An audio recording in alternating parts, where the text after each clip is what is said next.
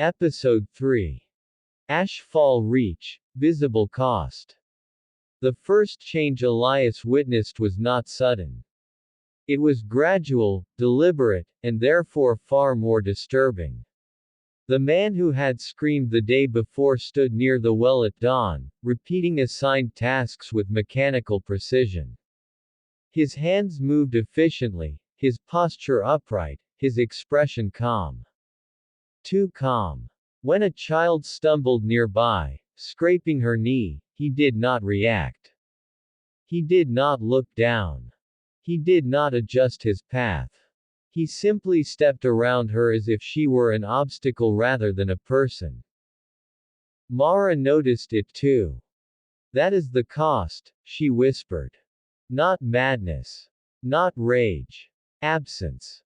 They moved carefully through the settlement, eyes forward, voices low.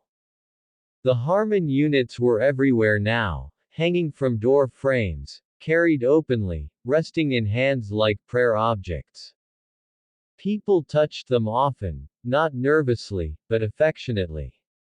Elias felt the pressure sharpen as the morning progressed. Thoughts arrived fully formed, polished, persuasive. "You are tired. You are alone. Alignment removes conflict." He stumbled once, catching himself against a wall. The stone felt warm, as if the structure itself were listening. Mara gripped his arm. "You are nearing threshold," she said. "They will intervene soon." "Intervene how?" Elias asked. As if summoned by the question, the tower bell rang 3 times. The sound cut through the air with unnatural clarity. Conversation stopped. Movement slowed. Eyes lifted toward the tower in unison. A figure emerged from its entrance, not rushed, not dramatic, dressed in simple clothing, carrying no visible device. "That is the listener," Mara said. "They say the Harmon speaks through him directly." The listener walked among the people, pausing occasionally, placing a hand on a shoulder, whispering something Elias could not hear. Wherever he stopped, the pressure eased. People exhaled. Smiled faintly. Relaxed. Then the listener turned toward Elias. Mara released his arm. "Do not let him finish your thoughts," she whispered.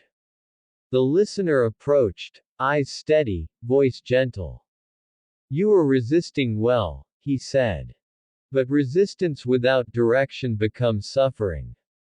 "I am not suffering," Elias replied, though his head throbbed. "You are," the listener said softly. "You are simply still interpreting it as virtue." He raised his hand, not touching Elias, but close enough that Elias felt the pull intensify. Images surfaced: warmth, rest, certainty, a future without struggle. For a moment, Elias understood why people surrendered. Not because they were weak, but because they were exhausted. Mara stepped forward. "He chooses," she said firmly. The listener looked at her with something like sadness. "Choice is a temporary mercy," he said. "Eventually, clarity must replace it." Behind him, movement stirred. Elias saw them then, the ones who had surrendered longest. Their bodies were subtly altered, posture too precise, eyes reflecting light differently, skin bearing faint patterns that resembled veins or cracks. Not monstrous, but unmistakably changed. The corruption had begun to show. Elias backed away, heart pounding, words of prayer pressing against his teeth. "No," he said aloud. "I do not consent." The pressure spiked violently. Mara cried out, dropping to one knee. The listener turned sharply toward her. "Resistance harms others," he said. "That is why alignment is compassionate." Something inside Elias hardened. He stepped between them. Then your compassion is cruelty, he said. For the first time, the listener's calm fractured.